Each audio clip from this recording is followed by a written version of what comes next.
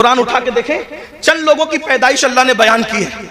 बाद में जिन जिन लोगों को खुदा कहा जाने वाला था, अल्लाह ने सबकी मिलाद बयान कर दी। क्यों? ताकि पता चल जाए जो पैदा होता है वो खुदा नहीं होता। ईसा अलैहिस्सलाम की पैदाइश, हत्ता के ईसा अलैहिस्सलाम की अम्मी के पेट में जो दर्द उठा, उस दर्द को भी बयान कर दिया। इतना पक्का बयान किया ताकि कोई इनकार ना कर सके कि ये पैदा नहीं हुए थे। क्यों? इसलिए कि पैदाइश ही से तो जड़ कटती है शिर्क की। क्या बात है, पैदाइश से तो जड़ कटती है शिर्क की। इसीलिए ईसा की विलादत अल्लाह ने बयान किया कि लोग ईसा को खुदा ना कहें, और हम मुस्तफा जाने रहमत की विलादत इसलिए बयान करते हैं और उनका मिलाद इसलिए मनाते हैं कि कोई उनको खुदा ना कहे। इसलिए कि तो लोग कहते हैं मिलाद मनाना भी शिर्क है। मैंने कहा मुल्ला जी थोड़ी तो शर्म करो, मिलाद उसी की होती है जो खुदा नहीं होता।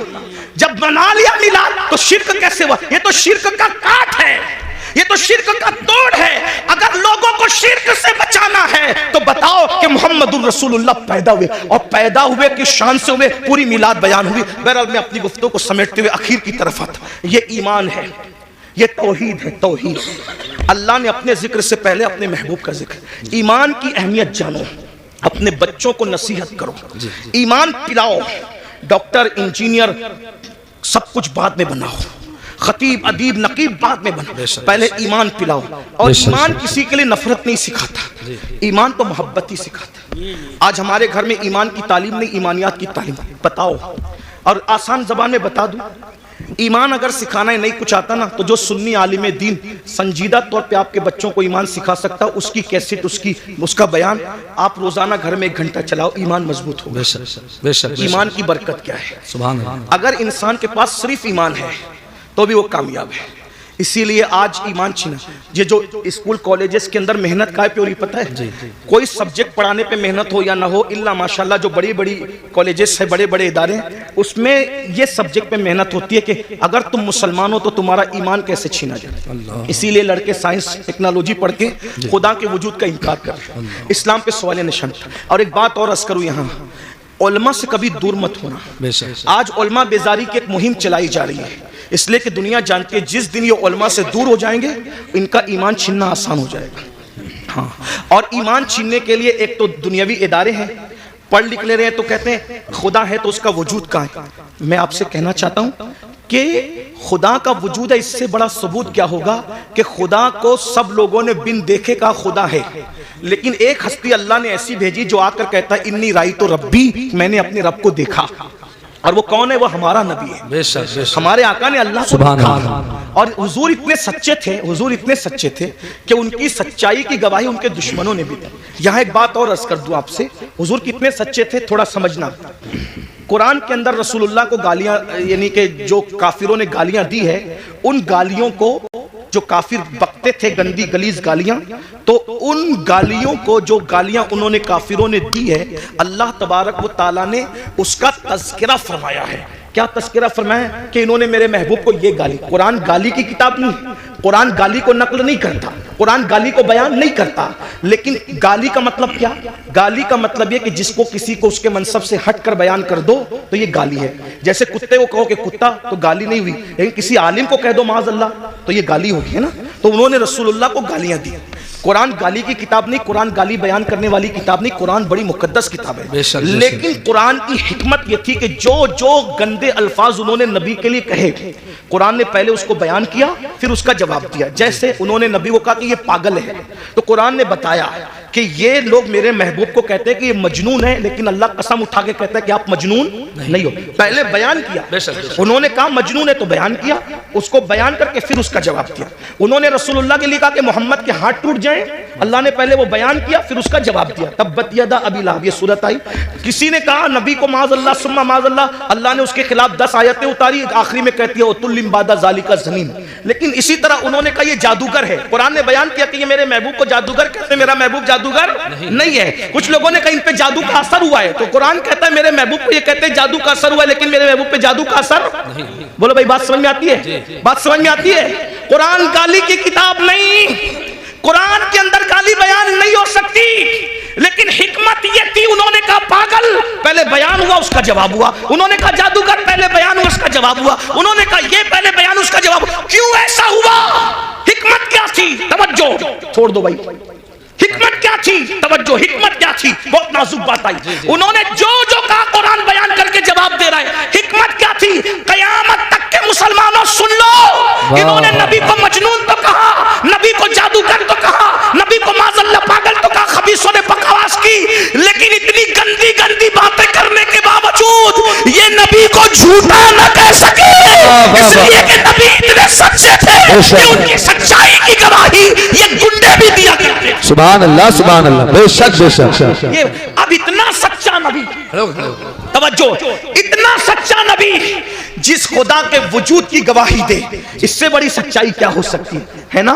तो अल्लाह का वजूद है, ये आसमान, ये जमीन, ये सितारे, ये सैयारे, ये सब बता रहे हैं। आज कॉलेज और स्कूल बात सबसे नहीं इल्हाद फैल रहा है। इसी तरह बच्चियां वर्गलाई जा रही है, मुर्तद इर्तिदाद की तरफ जा रही है। बच्चियां, बच्चे इर्तिदाद की तरफ जा रहे हैं। वजह मुख्तलिफ वजूहात है। नंबर एक, हमने अपने बच्चों को सब सिखाया। मेरा वक्त पूरा हो रहा है, आप तवज्जो फरमाएं, मैं बात समेट रहा हूं। बच्चों के इर्तिदाद की वजह सब सिखाया, ईमान नहीं सिखाया, दीन नहीं सिखाया। देखो हमारे यहाँ दीन नहीं सिखाया जाता, नतीजा बच्चियां पढ़ लिख ले रही है, दूसरों के बहकावे में आ रही है। छोटा सा चुटकुला छोड़ते हैं, इस्लाम में तो औरत को पर्दे के लिए कहा जाता है। मैंने कहा पर्दे के लिए कहा जाता है तो क्या कहा? यह जुल्म है।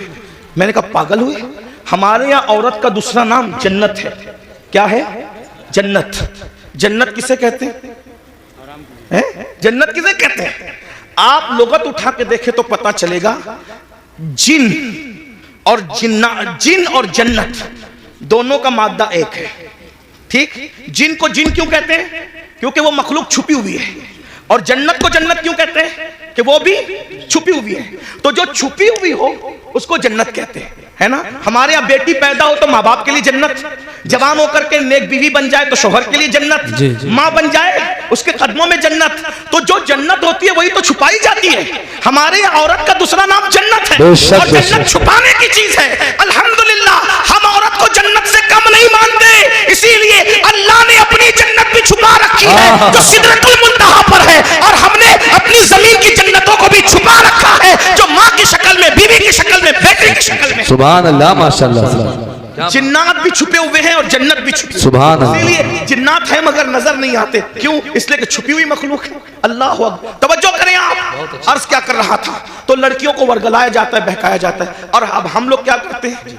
हम लोग घुटने पर हमला नहीं हो रहा है, हमला सर पे हो रहा है, घुटने ही पकड़ के सहला रहे, घुटने को बचा रहे। मेरे भाइयों, ये तो मालूम करो कि बच्चे मुर्तद क्यों हो रहे, बच्चियां मुर्तद क्यों हो रही, इस्लाम की नफरत क्यों है? उसकी कई वजूहात है। नंबर एक, सबसे पहली वजह ईमान न बताना।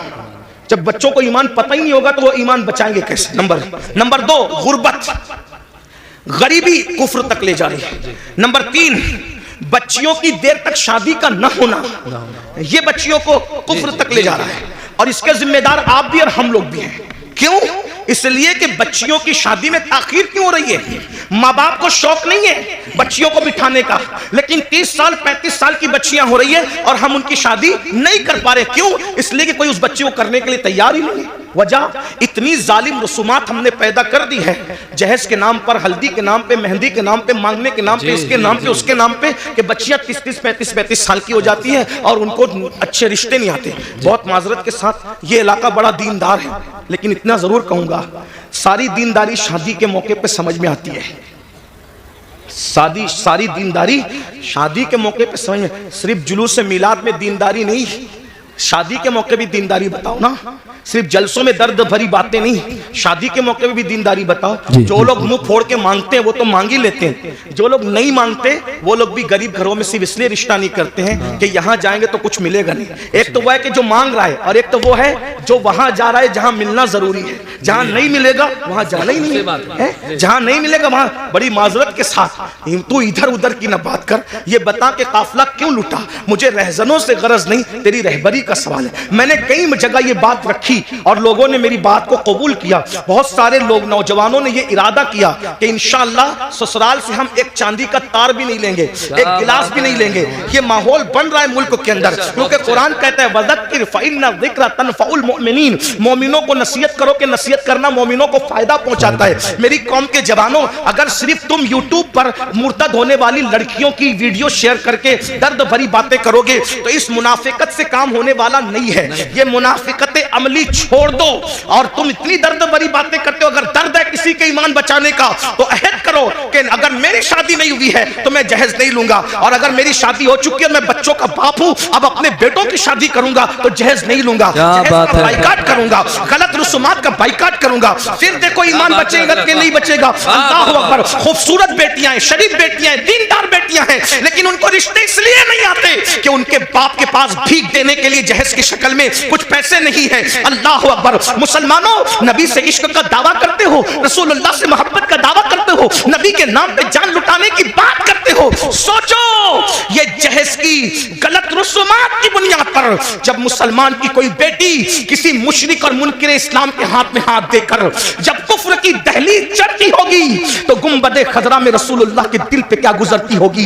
अल्लाह अकबर। हुजूर के दिल पे क्या गुजरती, इसलिए कि उसका बाप तो नावाकिफ है कि मेरी बेटी क्या कर रही है, लेकिन नबी तो हर चीज से वाकिफ है। जिसकी जात से, जिसकी निगाह से खुदा की जात ना छुपी, उसकी निगाह से किसी मुसलमान बेटी का मुर्तद होना कैसे छुप सकता है। अफसोस है मुसलमानों, मुरादाबाद और गिरद नवा में रहने वाले मुसलमानों, वो रसूमात पे लानत हो जो रसूमात हमारी बेटियों को कुफ्र तक ले जा रही है, शिर्क तक ले जा रही है। बताओ, हर साल हज करो, हर साल उम्रा करो, मस्जिद बनाओ, मदरसे बनाओ, बड़ी बड़ी दाढ़ियां रखो, खूबसूरत टोपियां पहनो, कादरी, चिश्ती, नक्शबंदी, रफाई, ये सारे टाइटल लगाओ, और फिर बच्चियों के मुर्तद होने की फिक्र न करो, उनके ईमान जाने की फिक्र न करो। अगर क़यामत के दिन रसूलुल्लाह का सामना होगा, हुजूर ने दामन पकड़ के पूछ लिया, ओ मुनाफिक, मेरी उम्मत की बेटियां मुर्तद हो रही थी तेरी नाजायज रसूमात की बुनियाद पे, तू क्या कर रहा था? अल्लाह। क्या जवाब दोगे? ये मेरी माँ और बहनें बैठी है, ये भी रिश्ते ढूंढने निकलती है मेरी माँ और बहनें, तो ये लालच में सरता पर डूब जाती है। ये बेटे की शादी करने नहीं, ये अपने बेटों को बेचने निकलती है। कभी बच्चियों के ईमान का सोचा? अरे मेरी बहन, अगर तेरे शौहर ने भी तेरे साथ यही किया होता तो बता, क्या तू इतनी इज्जत के साथ रह सकता? क्या दौलत ही सब है, माल ही सब है? एक बात कहूं, तुम अगर जहेज नहीं लोगे सिर्फ किसी का ईमान बचाने की नियत से, तो पता है जहेज में तुम्हें क्या मिलेगा? रसूलुल्लाह की दुआएं और उनकी खुशी मिलेगी। वाह वाह वाह, सुभान अल्लाह। अगर समधी ने तुम्हें जहेज दिया, चंद सालों के बाद वो टूट फूट जाएगा। सुसर ने तुम्हें जहेज दिया, सास ने, चंद सालों के बाद टूट, और हुजूर ने ईमान बचाने की बुनियाद पर सिर्फ तुझे एक बार देख के मुस्कुरा लिया, कयामत तक के तेरी नस्लों की तकदीर संवर जाएगी। बेशक बेशक। अब आप पर है मुसलमानों, तुम जहेज लेते हो या जहेज नहीं ले? अगर वो सामने वाले देना भी चाहे तो उनको कहो हम नहीं लेंगे, हम जहेज का बाइकाट करें। कुछ लोग हमारे सामने भी खड़े हो, भाई देखो भाई, मैं एक बात कहता हूं, आपको गालियां देना हमें दे लो, हम तो अपना मुताला एक मशवरा पेश कर रहे हैं। कुछ लोग कहते हैं नहीं जहेज सुन्नत है। मैं हजरत मुफ्ती इस्माइल साहब, मुफ्ती जलीस और भी मुफ्तियाने किराम, इनके सामने 2 मिनट का एक मुताला पेश करना चाहता हूं। अगर गलती होगी तो मैं यही रुजू कर लूंगा। हम लोग जिद्दी लोग नहीं हैं, हम इमाम अहमद रजा की फिक्र के वारिस, फिक्र रजा हमारी है, ठीक है ना? जिद्दी लोग हमारे यहाँ कि गलती हो जाए तो रुजू कर लो। क्यों? क्योंकि आर नार से बेहतर है। लोग हमें यही ताना देंगे ना कि रुजू कर लिया, ठीक है भाई, हम तो रुजू वाले लोग, तौबा वाले लोग, और तौबा अल्लाह को की बारगाह में महबूब है। हुजूर ने सैयदा पाक को जहेज नहीं दिया, ये मैं आज आपके सामने बात करता हूं। हुजूर ने सैयदा फातिमा ज़हरा पाक को जहेज नहीं दिया। मैंने कई जगह पेश किया उलमा के सामने, लेकिन उलमा ने मेरी तायीद की, अभी तक किसी ने इख्तिलाफ नहीं किया। अगर कोई उस्ताद इस्लाह कर दे तो हम नहीं बयान करेंगे इसको आज के बाद, लेकिन थोड़ा सुन लें। हुजूर ने जहेज नहीं दिया। कैसे नहीं जहेज दिया? मैंने कहा पहली बात तो ये है कि हुजूर अलैहिस्सलाम की एक बेटी नहीं थी, 4 बेटियां थी, है ना? 4 बेटियां थी, और 4 बेटियों पे हमारे पास दलील भी मौजूद है। मैं उसकी तरफ अभी नहीं जाता, मेरा टाइम खत्म हो रहा है। सिर्फ 10-15 मिनट बचे, जो टाइम मुझे दिया गया था उसमें 10-15 मिनट बचे, उसको सुन ले। मेरा टाइम, हाँ बोल दूंगा, हाँ हो जाएगा, हो जाएगा, उतने टाइम में हो जाएगा। तवज्जो है ना? अर्ज करूँ ना, हुजूर की कितनी बेटियां थी? 4 बेटियां थी। उसको मैं इशारा कर देता हूँ, आप उसको सुन लें। कुरान कहता है, कुरान कहता है अपने महबूब से, अल्लाह अपने महबूब से कहते हैं, अल्लाह ताला इरशाद फरमाता है कि ए महबूब आप फरमा दीजिए, ए महबूब आप फरमा दीजिए, कुल आप फरमा दीजिए। क्या फरमा दीजिए? क्या फरमा दीजिए, ले अज़वाजी का, अल्लाह फरमाते हैं कुल ले अज़वाजी का व बनाती का और व निसाइल मुमिनीन। तीन तबके को नबी खिताब कर रहे हैं अल्लाह के हुक्म से। कुल ले अज़वाजी का व बनाती का व निसाइल मुमिनीन। आप कहिए अपनी बीबियों से और अपनी बेटियों से और मोमिनों की औरतों से। तो ये बनाती का जो है ना, ये बनाती का, क्योंकि अरबी जबान का हुस्न ये है कि हर जबान में वाहिद और जमा बात खत्म। अरबी में वाहिद तस्निया, जमा किल्लत, जमा कसरत है ना, ये तफसीर। तो कुरान क्या करे, वह बनाती का तस्निये के साथ नहीं है, किसके साथ है, जमा के साथ। तो अगर तस्निये के साथ भी होता तो दो बेटी माननी पड़ती, और अगर एक बेटी होती तो बिनती का कहा जाता, बनाती का नहीं कहा जाता, है ना, बनाती। कुरान अगर बनाती का कह रहा है तो मानना पड़ेगा कि कम से कम नबी की 3 बेटियां थी जी, कम से कम। और हम तो अल्हम्दुलिल्लाह 4 बेटियां मानते हैं, उस पर दलील रखते हैं। लेकिन अब यहां सुनिए, ये कोई उन्वान मुनाजरे का छेड़ने नहीं है, मैं कोई मुनाजिर नहीं हूं, लेकिन बात कहने लगा। और मैं बात जो कह रहा हूं इन उलमा की मौजूदगी में कह रहा हूं, इन्हें हक है। और मैं तो कहता हूं कि उलमा को यह हक होना चाहिए, अगर कोई खतीब, कोई शायर गलती करे तो वो उसको चिट्ठी देकर ये कान में उसकी इस्लाह कर सके और उसको कबूल करना चाहिए। यही हमारे दादा मुर्शिद हुजूर मुफ्ती आज़मीन का तरीका था। सुभान अल्लाह, सुभान अल्लाह। स्टेज पे भी लड़ने की जरूरत नहीं, क्योंकि लोग हमें देखते, कान में जो बात कहनी चाहिए उसको कान में ही कहना चाहिए, जिसको मैदान में कहना चाहिए उसको मैदान में कहना चाहिए, है ना। बहरहाल तो हुजूर की कितनी शहजादियां हैं, कितनी है? 4। अब अगर आप ये कहते हैं कि हुजूर ने सैयदा फातिमातुज़ ज़हरा को जहेज दिया, सुन्नी अगर कहता है तो उसको ये भी साबित करना पड़ेगा कि सैयदा ज़ैनब बिनते मोहम्मद को भी दिया, उम्मे कुलसुम बिनते मोहम्मद को भी दिया सल्लल्लाहु अलैहि वसल्लम, रुकैया बिनते मोहम्मद को भी दिया सल्लल्लाहु अलैहि वसल्लम। भाई जब 4 शहजादियां हैं तो एक ही को जहेज क्यों दिया? एक बात, ठीक बात समझ में? जो नबी ये कहे कि अगर एक खजूर अपने बच्चों में तकसीम करना हो तो बराबर बराबर तकसीम करो, वरना अल्लाह को कयामत में जवाब देना पड़ेगा। जब नबी खजूर की तकसीम में बराबरी कर रहे हैं तो जहेज के अंदर देने में हुजूर बराबरी क्यों ना करेंगे? तो आपको ये बोलना पड़ेगा कि हजरत ज़ैनब को कब दिया, हजरत रुकैया को कब दिया, उम्मे कुलसुम को कब दिया। एक बात, फिर आप कहेंगे मुफ्ती अहमद यार खान नईमी ने तो लिखा, मसनवी में तो मौजूद है। मैंने कहा मैं उनका गुलाम हूं, मैं उनसे बगावत नहीं करूंगा, लेकिन बस बात इसको इतनी पलट दो कि जो जहेज की लिस्ट है वो सही है, उसका मैं इनकार नहीं कर रहा हूं, लेकिन बस बात इतनी पलट दीजिए कि हुजूर ने जहेज नहीं दिया, ना बेटी को दिया ना दामाद को दिया, नहीं दिया, दोनों को नहीं दिया, ना बेटी को दिया ना। तो कहा फिर वो क्या क्या था? मैंने कहा आसान बात, मौला अली के वालिद की गुर्बत की वजह से जब कुछ हालात ऐसे पैदा हो गए, वो तो मालदार बहुत थे लेकिन कुछ हालात पैदा हो गए कहत की वजह से, तो हुजूर अपने चचा हजरत अब्बास को साथ ले गए, कहा कि इस वक्त कहत का जमाना है, मेरे चचा के मुझ पे एहसानात हैं, तो ऐसा करते हैं कुछ बच्चे आप ले ले, कुछ बच्चे मैं ले लूं, और आप पाल ले मैं पाल लूं। तो जब उनके पास गए तो हजरत अकील को सौंप दिया हजरत अब्बास को, और हजरत जाफर को किसी को सौंप दिया, और तालिब को अपने पास रख लिया, और मौला अली के बारे में कहा कि ए मोहम्मद, अली को तुम ले जाओ। तो बचपने से हुजूर मौला अली को अपने घर लाए, तो मौला अली को बचपने से 4 साल 3 साल की उम्र से पाला पोसा बड़ा किया, खुशियां गम कपड़े लत्ते सब नबी ने दिए, बताए बचपने से हुजूर ने पाला।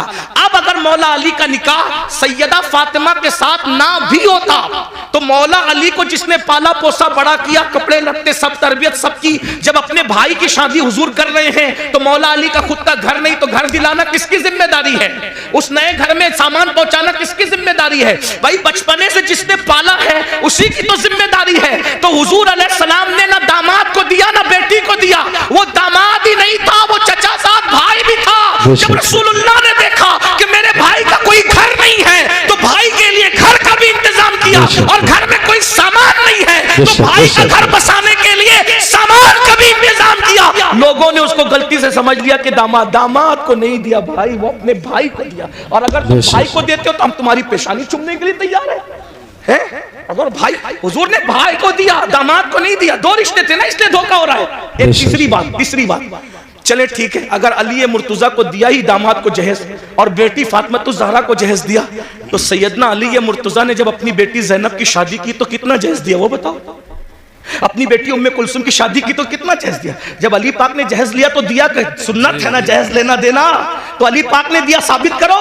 सिद्दीक अकबर ने अपनी बेटियों का निकाह किया तो कितना जहेज दिया वो साबित करो। बात है। अरे जो सिद्दीक अकबर नबी को मुस्कुराता देखे तो भी मुस्कुराए, जब अब्दुल्ला इब्ने उमर मुस्कुराता देखे तो भी मुस्कुराए, कोई हड्डी चूसता देखे तो भी हड्डी चूस करके कहे कि मैं नबी की सुन्नत अदा कर रहा हूं। अगर नबी का अमामा कांटे में उलझ जाए और सहाबा का न उलझे तो वो उलझा उलझा करके कहे कि हम नबी की सुन्नत पे अमल कर रहे हैं। बताइए वो सुन्नतों के इतने आमिल थे, तुम्हें फराइज भी समझ में ना आया और शादी के मौके पे लेने की बात आई तो कहने लगे कि जहेज सुन्नत है।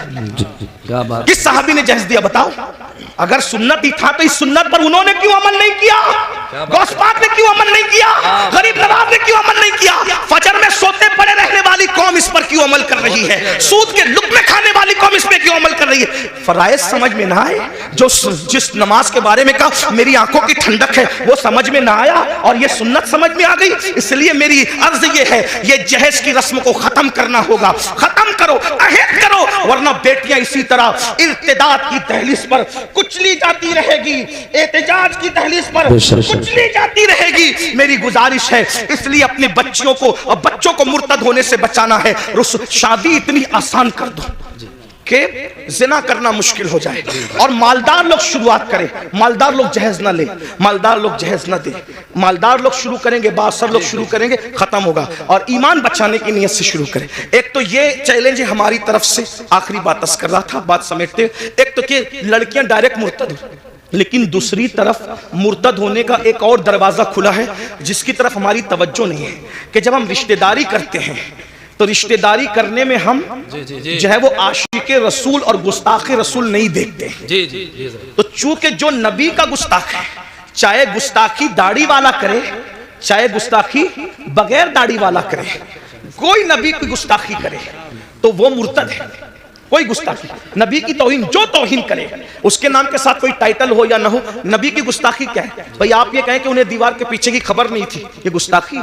इसलिए कि कुरान कहे वो अल्लमका मा लम तकुन तालम व काना फज़लुल्लाहि अलैका अज़ीमा, ऐ महबूब हमने आपको वो सब कुछ सिखा दिया जो आप नहीं जानते थे। अल्लाह कह रहा है सब कुछ सिखा दिया और मुल्ला कह रहा है कि दीवार के पीछे की खबर नहीं। ये नबी को गाली हुई कि नहीं हुई? अल्लाह फरमा रहा है ऐ मेरे महबूब या अय्युहन नबी इन्ना अर्सलनाका शाहिदन व मुबश्शिरन व नज़ीरा, महबूब हमने आपको हाजिर और नाजिर बना करके भेजा। और अल्लाह फरमाता है वदाइयन इलल्लाह, और हमने तुम्हें अल्लाह की तरफ बुलाने वाला बनाकर भेजा, बेइज़्निही व सिराजम मुनीरा, और तुम्हें चमकता हुआ सूरज बना करके भेजा। अल्लाह अकबर। अल्लाह उनके बारे में कहे अल्लाह अल्लाह, क्या वो महबूब है मेरे भाई? अल्लाह उनकी शान यूं बयान करे वद्दुहा, महबूब तेरे चेहरे की कसम, वल्लैल तेरी जुल्फों की कसम, वन्नज्म तेरे दांतों की कसम, ला उक़सिम बिहाज़ल बलद तेरे चलने की कसम। महबूब अगर चेहरे पर नकाब डाल ले तो कुरान कहे या अय्युहल मुज़म्मिल, ऐ झुरमुट मारने वाले। अगर वो कंबल ओढ़ ले तो कुरान का या अय्युहल मुद्दस्सिर, ऐ कंबल ओढ़ने वाले। अगर वो गुस्से में आकर के अगर कंकर भी फेंक दे तो कुरान उस पर भी उतर आता और कहता है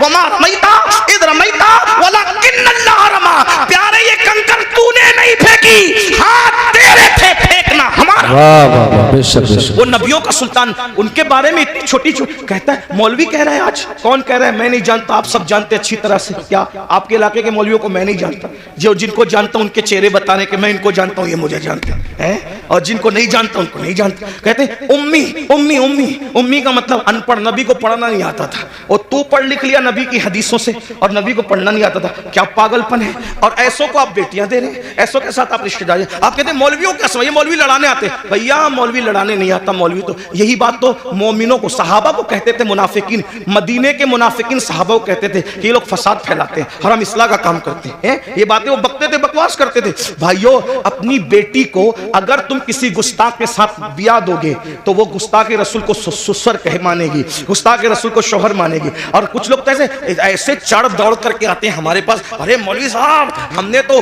बदअकीदों की बेटी के निकाह आपको पढ़ाना पड़ेगा। मैंने कहा अच्छा, मेरी बहुत ज्यादा लोगों से नहीं जमती है, मेरी तबीयत में नरमी बहुत है, लेकिन बहुत ज्यादा लोगों, इसलिए कि हम मसलक के मामले में कहीं कंप्रोमाइज करना नहीं चाहते। ऐसे काम को आग लगे, लानत हो उस काम पर जिससे मसलक का सौदा हो जाए। हम मसलहत के कायल हैं, मसलक फरोशी के कायल नहीं है। हाँ, तबीयत में नरमी होनी चाहिए मगर मौकिफ में सख्ती होनी चाहिए, और हमारा मौकिफ वही हो जो गुज़िश्ता सदी में इमाम अहले सुन्नत ने बयान। बेशक बेशक बेशक, सुभान अल्लाह। हाँ, हमारा नजरिया वही होना चाहिए। माहौल देखकर पूरी मत बांधो, मजमा देख के बातें मत करो, क्योंकि अल्लाह की बारगाह में खड़े होना है। अरे कहते निकाह आपको पढ़ाना है, हम तो बदअकीदों के यहाँ से दूसरी पार्टी से लाए हजरत। मैंने कहा अच्छा, तो कहा हजरत चंद दिन में सुन्नी बना लेंगे। मैंने कहा तू बड़ा सुन्नी बन गया जो उसको बहू को सुन्नी बनाएगा, और अगर वो बन भी जाए तो क्या वो गुस्ताख रसूल को अब्बा कह के न पुकारेगी? तुम्हारा पोता पैदा हुआ तो उसका नाना मरेगा तो उसका जनाजा, वो गुस्ताख का जनाजा तुम्हारा पोता पढ़ने न जाएगा? हैं? तुम कितने सुन्नी हुए जो दूसरों को सुन्नी बनाओगे? सही बात है। जिसका खाते हो उसकी वफादारी करो। कम से कम कुत्ते से सीखा होता, कुत्ता एक रोटी खाता है, मालिक की वफादारी करता है। हमें जो मिला है नबी के सदके में मिला है। कहते हैं उम्मी है, अनपढ़ है। मैंने कहा पागल हुआ है, पागल हुआ है, पागल है, कैसी बात करता है? उम्मी है, अनपढ़ है। हुजूर अनपढ़ नहीं थे। उम्मी की तो तशरीह आशिकों ने बहुत की है। उम्मुल कुरा में पैदा हुए इसलिए उम्मी थे। अल्लाह के सिवा किसी से नहीं पढ़े इसलिए उम्मी थे। अल्लाह के अलावा उनका कोई उस्ताद नहीं है, और ये शान सिर्फ रसूलुल्लाह की है। अपने जैसे किसी बशर से उन्होंने नहीं पढ़ा। अर्रहमान अल्लमल कुरान, रहमान से उन्होंने पढ़ा।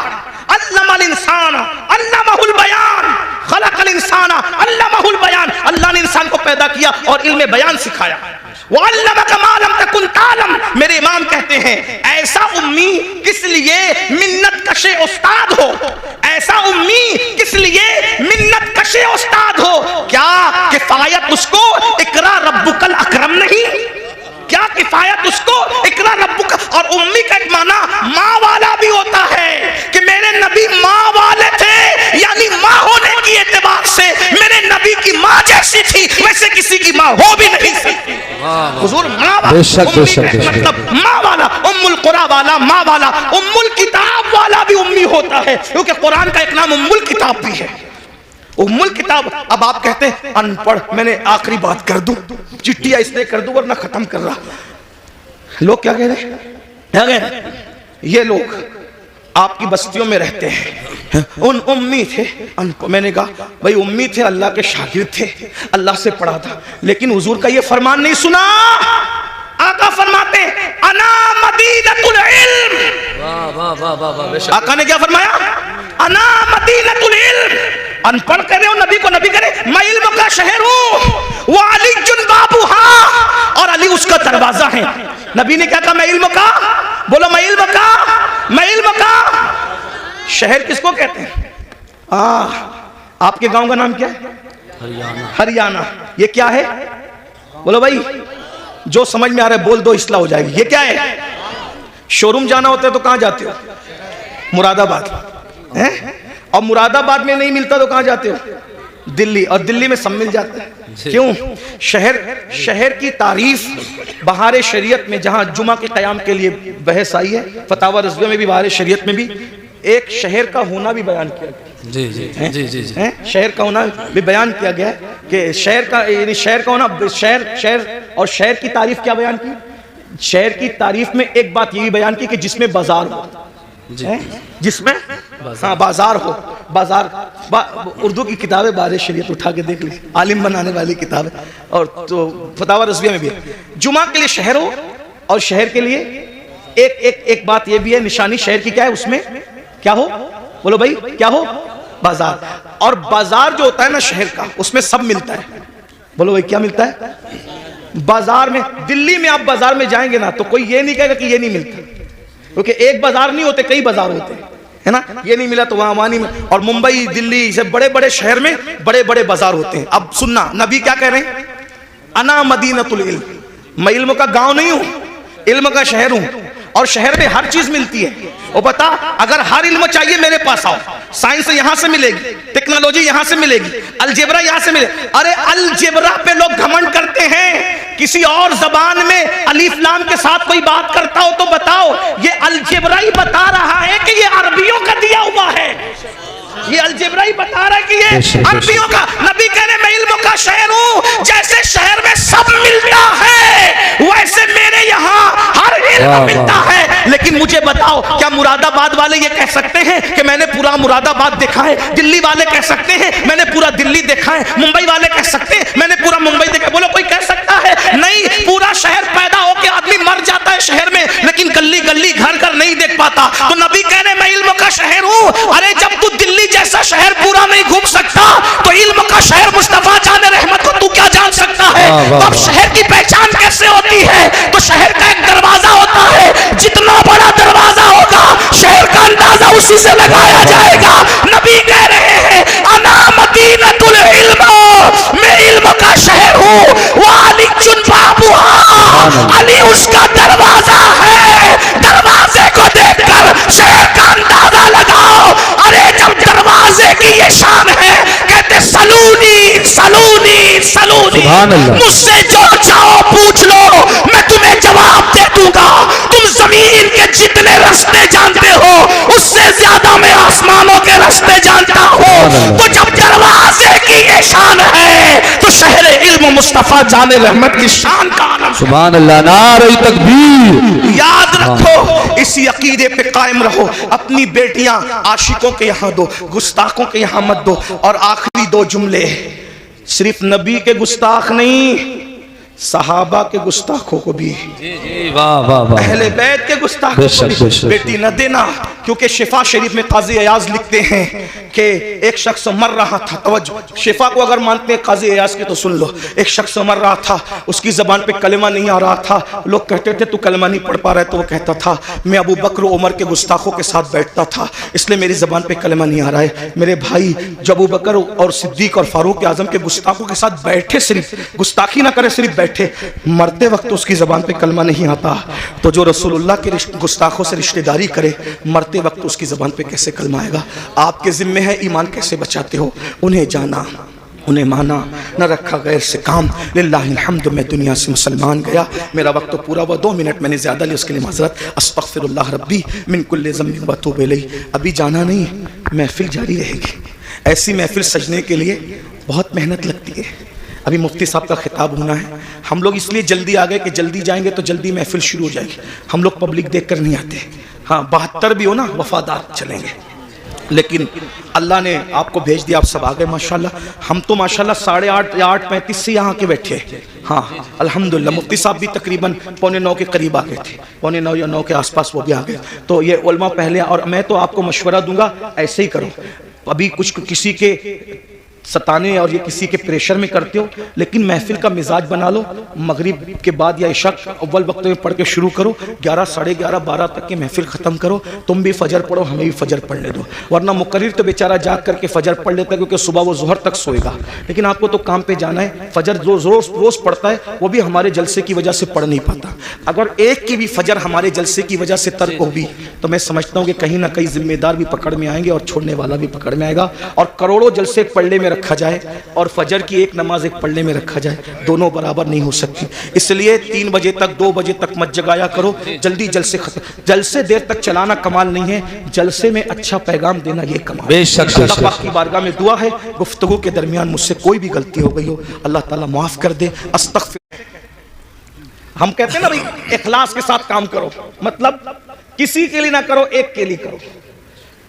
तो जो जिसमें 2 आ जाए वो खालिश नहीं रहता। इखलास कैसे हो सकता है?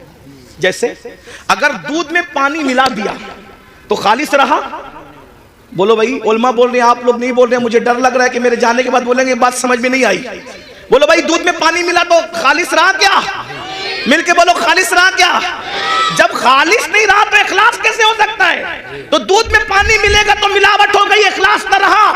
पानी के अंदर पानी मिला दिया, लेकिन बिस्लेरी में बोरिंग का पानी मिलाया तो भी खालिश नहीं रहा, मिलावट हो गई है पानी, क्वालिटी एक नहीं है, इसलिए इखलास खालिश नहीं रहा। देसी घी में नकली घी मिला दिया, दोनों घी है, कहने में भी घी है, लेकिन बोलो खालिश रहा? बोलो भाई, खालिश किसको कहते हैं? जिसमें सिर्फ एक होगा, दूसरा नहीं होगा। अब जिसमें अल्लाह ने अपनी डेफिनेशन बयान की, अपना परिचय कराया, अपना तारुफ कराया, अपने आप को बताया, उस सूरत का नाम रखा खालिस नहीं, इखलास। यानी इसमें जहन्नम का जिक्र नहीं करूंगा। एक सब 13 सूरतों में जन्नत और जहन्नम का जिक्र होगा। जब मैं अपने आप को बयान करूंगा तो ना जन्नत बयान करूंगा, ना जहन्नम बयान करूंगा। जब मैं अपने आप को बयान करूंगा, ना कब्र बयान करूंगा, ना हश्र बयान करूंगा। जब मैं अपने आप को बयान करूंगा, ना जमीन बयान करूंगा, ना आसमान बयान करूंगा। हत्ता के जब मैं अपने आप को बयान करूंगा, ना मूसा का जिक्र करूंगा, ना ईसा का जिक्र करूंगा, ना दाऊद का जिक्र करूंगा, ना अय्यूब का जिक्र करूंगा, मखलूक का जिक्र नहीं करूंगा, क्योंकि मैं हूं। बेशक, सुभान अल्लाह, इन्नहू हू, बेशक बेशक, इन्नहू हू, वो वही है, बेशक। वो वही है। जब अपना जिक्र कराने की बात आई तो कहा किसी का जिक्र नहीं होगा, क्योंकि ये सूरत इखलास है जी। बता अब क्या है तेरा तारुफ, क्या है, तवज्जो जी, तेरा तारुफ क्या है बता। तो आवाज आती है कुल है। जहां किसी का जिक्र नहीं कर रहे थे, पसंद भी नहीं किया, वहां शुरू कहां से किया? कुल। अपने आप से पहले किसी को कह रहे हैं, क्या कहा जा रहा है? कुल ऐ महबूब आप फरमा दो। बेशक बेशक। ऐ महबूब आप फरमा दो तौहीद क्या है, जिक्र खुदा क्या है। खुद खुदा होकर अपना जिक्र बाद में करता है, आमिना के लाल का जिक्र पहले। क्या बात है। नारे तकबीर। आगे से पीछे तक हाथ उठा के नारे का जवाब दे। नारे तकबीर, नारे रिसालत, अज़मत मुस्तफा, ख्वाजा का हिंदुस्तान, जश्न दस्तार बंदी, हुजूर सैयद अमीनुल कादरी साहिब किबला, मदरसा इस्लामिया तुर्किया हरियाणा। वाह वाह वाह। अपना जिक्र बाद में हो, अल्लाह बाद में आ रहा है, पहले कुल आ रहा है। कुल आप कहिए महबूब, यानी उसको भी पसंद है कि मेरा जिक्र बाद में हो। अब अगर किसी को फतवा लगाना है सुन्नियों पे न लगाओ जी। क्या बात है। पहले कुरान के खिलाफ कलम उठाओ, फिर समझेंगे कि तुम्हारी माँ ने कितना दूध पिलाया। जी, जी। और जब कुरान के खिलाफ कलम नहीं उठा सकते तो फिर मानना पड़ेगा जो सहारनपुर और इर्द गिर्द वाले बयान कर रहे हैं वो तौहीद नहीं है, जो बरेली वाले बयान कर रहे हैं वही तौहीद है। वही रब है जिसने तुझको हमतन करम बनाया, हमें भीख मांगने को तेरा आसना बताया। तुझे हमद है खुदाया, तुझे हमद है खुदाया। वो कवारी पाक मरियम, वो नफख्त फीही का दम है अजब निशाने आज़म, मगर आमिना का जाया वही सबसे अफजल आया, वही सबसे अफजल आया। यही बोले सिदरा वाले, चमने जहां के थाले सभी मैंने छान डाले, तेरे पाए का न पाया, तुझे यक ने यक बनाया, तुझे हमद है खुदाया। अरे ओ खुदा के बंदो, कोई मेरे दिल को ढूंढो, मेरे पास था अभी तो, अभी क्या हुआ खुदाया। न कोई गया ना आया, न कोई गया ना आया, हमें ऐ रज़ा तेरे दिल का पता चला मुश्किल, तेरे रोज़ा के मुकाबिल वो हमें नजर तो आया। ये न पूछ कैसे पाया, ये न कूद कैसे गाया, तुझे हमद है खुदाया, तुझे हमद है खुदाया। ये न पूछ कैसे पाया, ये न पूछ कैसे पाया, तुझे हमद है खुदाया, तुझे हमद है खुदाया। हमद भी हो रही है तो रसूलुल्लाह के जरिए से हो रही है। ये कहां से जहन मिला? ये सूरह इखलास से जहन मिला। रब फरमा रहा है हमारा जिक्र बाद में होगा, महबूब तेरा जिक्र पहले होगा। क्या बात है हजरत, सुभान कुल आप फरमा दीजिए। फिर कहा जाता है हो अल्लाहु अहद, वो अल्लाह है और एक है। सुभान अल्लाह। समझ, वो बेनियाज है। लम यलिद व लम यूलद, ना उसका कोई बेटा है ना वो किसी का कोई वो किसी का बेटा। जो बेटा हो वो खुदा नहीं हो सकता है, और जिसका बेटा हो वो भी खुदा नहीं। हमसे क्यों लड़ते हैं लोग? कहते हैं कि हमारे फुला तो वहां वहां पैदा हुए। हमने कहा जो पैदा होता है वो खुदा ही नहीं हुआ। ठीक है भैया, हमसे जो जो लेना है सब ले लो, लेकिन एतराफ कर लो कि खुदा नहीं थे। क्या बात है, एतराफ कर लो कि खुदा नहीं थे। हम सब खुशी खुशी दे देंगे, जो दे सकते हैं जायज है, सब दे देंगे, लेकिन मान तो लो लम यलिद व लम यूलद, खुदा वही होता है जो लम यलिद भी है व लम यूलद है। बताए ना, वो किसी का बेटा नहीं होता और उसका कोई बेटा नहीं होता। वलम यकुल लहू कुफुवन अहद, और फिर क्या शान है, उसके साझे का कोई नहीं है। ये मैं हिंदुस्तान के तनाजुर में नहीं कह रहा हूं बात, ये हमारा मजहब आफाकी मजहब है पूरी दुनिया के लिए। ईसा अलैहिस्सलाम को लोग ईसा खुदा का बेटा कहते हैं, बेटा नहीं। लोग कहते हैं ईसा पैदा हुए, हमने कहा पैदा हुए तो खुदा कैसे हुए? मरियम पैदा हुई। इसीलिए तवज्जो करना, तवज्जो, पूरे कुरान में चंद लोगों की मिलाद बयान हुई है। तवज्जो है, कुरान उठा के देखें, चंद लोगों की पैदाइश अल्लाह ने बयान की है। बाद में जिन जिन लोगों को खुदा कहा जाने वाला था अल्लाह ने सबकी मिलाद बयान कर दी। क्यों? ताकि पता चल जाए जो पैदा होता है वो खुदा नहीं होता। ईसा अलैहिस्सलाम की पैदाइश, हत्ता कि ईसा अलैहिस्सलाम की अम्मी के पेट में जो दर्द उठा उस दर्द को ही बयान कर दिया। इतना पक्का बयान किया ताकि कोई इनकार ना कर सके कि ये पैदा नहीं हुए थे। क्यों? इसलिए कि पैदाइश ही से तो जड़ कटती है शिर्क की। क्या बात है, पैदाइश से तो जड़ कटती है शिर्क की। इसीलिए ईसा की विलादत अल्लाह ने बयान किया कि लोग ईसा को खुदा ना कहें, और हम मुस्तफा जाने रहमत की विलादत इसलिए बयान करते हैं और उनका मिलाद इसलिए मनाते हैं कि कोई उनको खुदा ना कहे। इसलिए कि तो लोग कहते हैं मिलाद मनाना भी शिर्क है। मैंने कहा मुल्ला जी थोड़ी तो शर्म करो, मिलाद उसी की होती है जो खुदा नहीं होता। जब बना लिया मिलाद तो शिर्क कैसे हुआ? ये तो शिर्क का काट है, ये तो शिर्क का तोड़ है। अगर लोगों को शिर्क से बचाना है तो बताओ कि मोहम्मदुर रसूलुल्लाह पैदा हुए, और पैदा हुए किस शान से हुए? पूरी मिलाद बयान हुई। बहरहाल मैं अपनी गुफ्तगू को समेटते हुए आखिर की तरफ आता। ये ईमान है, ये तौहीद है, तौहीद। अल्लाह ने अपने जिक्र से पहले अपने महबूब का जिक्र। ईमान की अहमियत जानो, अपने बच्चों को नसीहत करो, ईमान पिलाओ। डॉक्टर, इंजीनियर सब कुछ बाद में बनाओ, खतीब, अदीब, नकीब बाद में बनाओ, पहले ईमान पिलाओ। और ईमान किसी के लिए नफरत नहीं सिखाता, ईमान तो मोहब्बत ही सिखाता। आज हमारे घर में ईमान की तालीम नहीं, ईमानियात की तालीम बताओ। और आसान जबान में बता दूं, ईमान अगर सिखाना ही नहीं कुछ आता ना, तो जो सुन्नी आलिम दीन संजीदा तौर पे आपके बच्चों को ईमान सिखा सकता, उसकी कैसेट, उसका बयान आप रोजाना घर में 1 घंटा चलाओ, ईमान मजबूत होगा। ईमान की बरकत क्या है? सुभान अल्लाह। अगर इंसान के पास सिर्फ ईमान है तो भी वो कामयाब है। इसीलिए आज ईमान छीना, ये जो स्कूल कॉलेजेस के अंदर मेहनत काय पे हो रही पता है?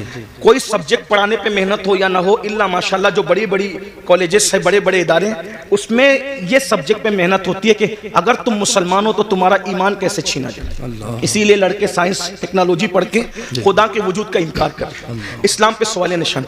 और एक बात और अर्ज करूँ, यहाँ उलमा से कभी दूर मत होना।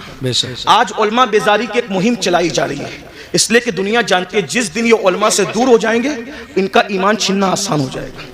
हाँ, और ईमान छीनने के लिए एक तो दुनियावी इदारे हैं, पढ़ लिख ले रहे हैं तो कहते हैं खुदा है तो उसका वजूद कहाँ है?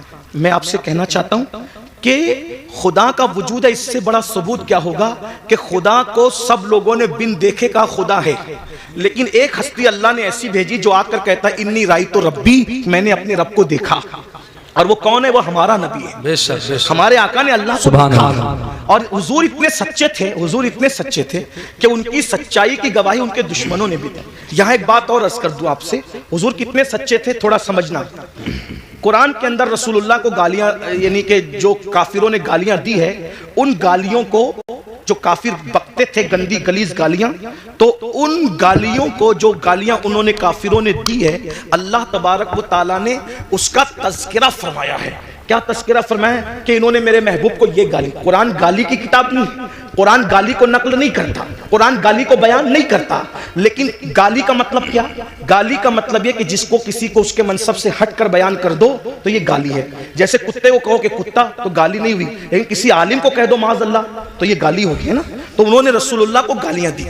कुरान गाली की किताब नहीं, कुरान गाली बयान करने वाली किताब नहीं, कुरान बड़ी मुकद्दस किताब है। लेकिन कुरान की हिकमत यह थी कि जो जो गंदे अल्फाज उन्होंने नबी के लिए कहे, कुरान ने पहले उसको बयान किया, फिर उसका जवाब दिया। जैसे उन्होंने नबी को कहा कि ये पागल है, तो कुरान ने बताया कि ये लोग मेरे महबूब को कहते हैं कि ये मजनून है, लेकिन अल्लाह कसम उठा के कहता है कि आप मजनून नहीं हो। पहले बयान किया, उन्होंने कहा मजनून है तो बयान किया, उसको बयान करके फिर उसका जवाब दिया।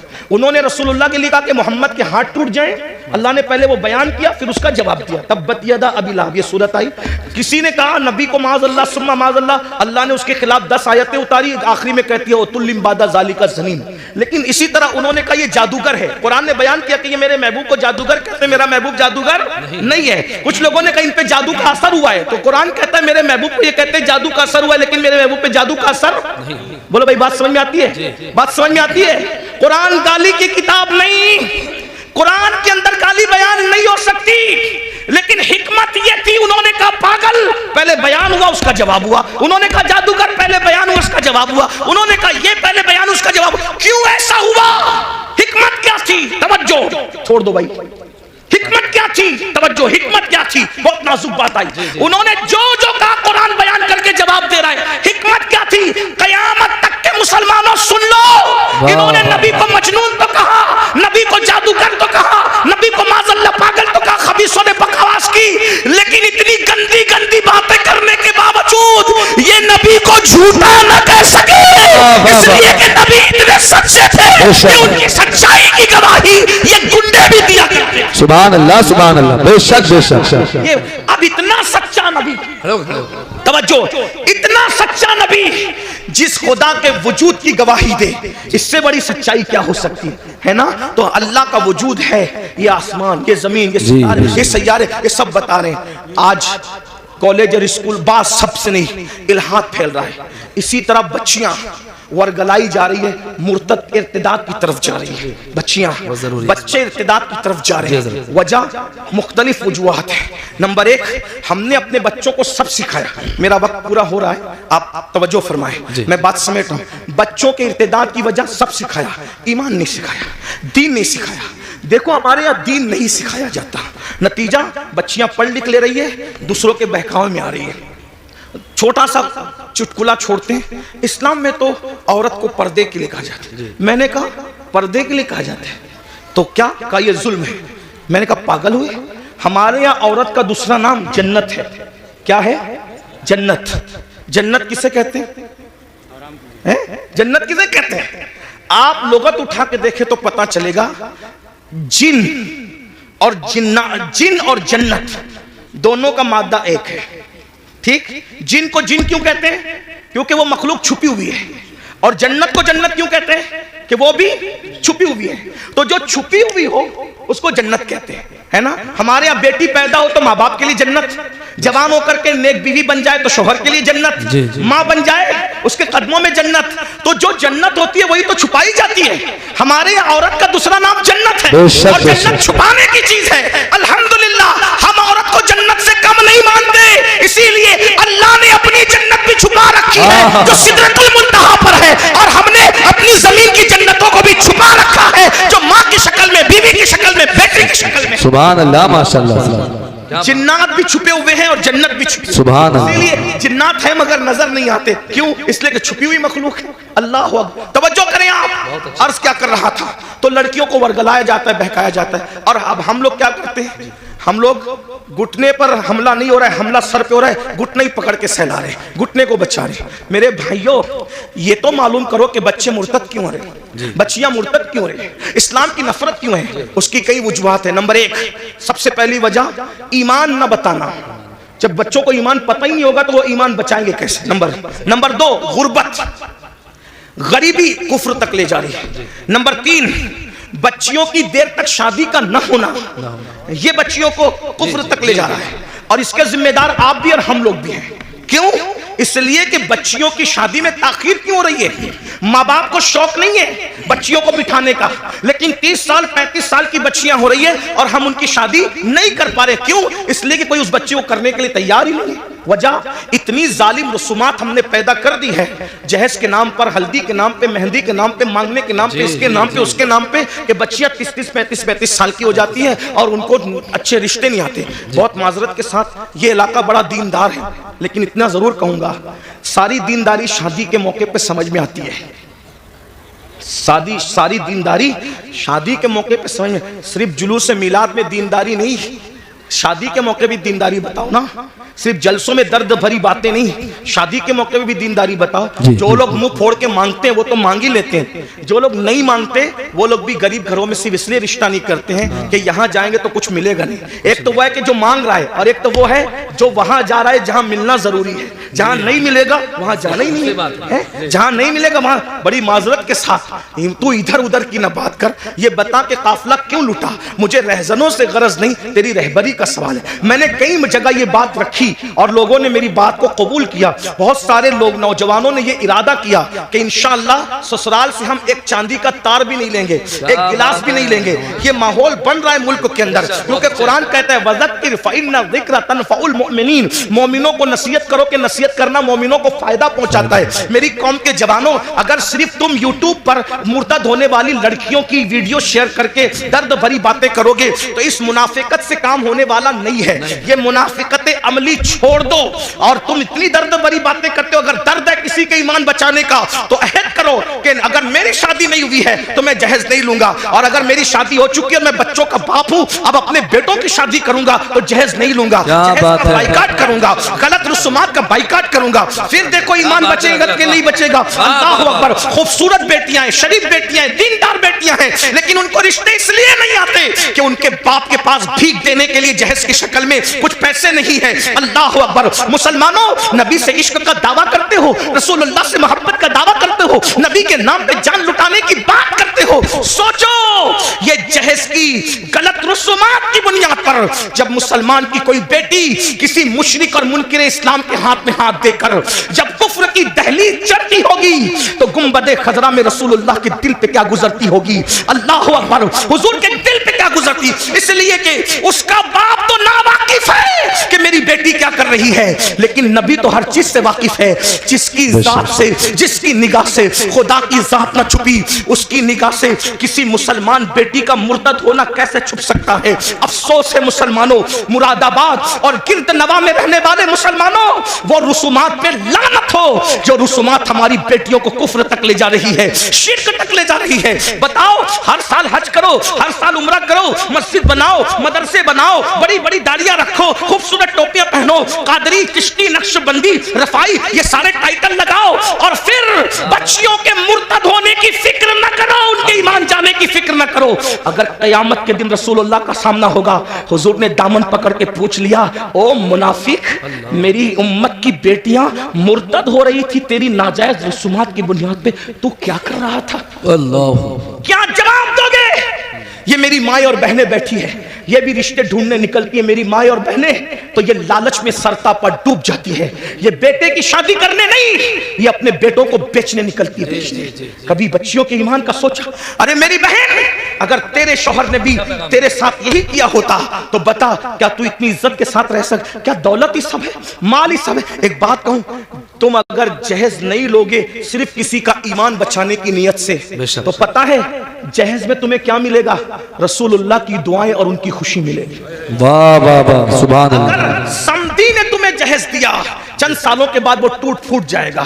सुसर ने तुम्हें जहेज दिया, सास ने, चंद सालों के बाद टूट, और हुजूर ने ईमान बचाने की बुनियाद पर सिर्फ तुझे एक बार देख के मुस्कुरा लिया, कयामत तक के तेरी नस्लों की तकदीर समझ जाएगी। बेशक बेशक बेशक। अब आप पर है मुसलमानों, तुम जहेज लेते हो या जहेज नहीं लेते? अगर वो सामने वाले देना भी चाहे तो उनको कहो हम नहीं लेंगे, हम जहेज का बाइकाट करें।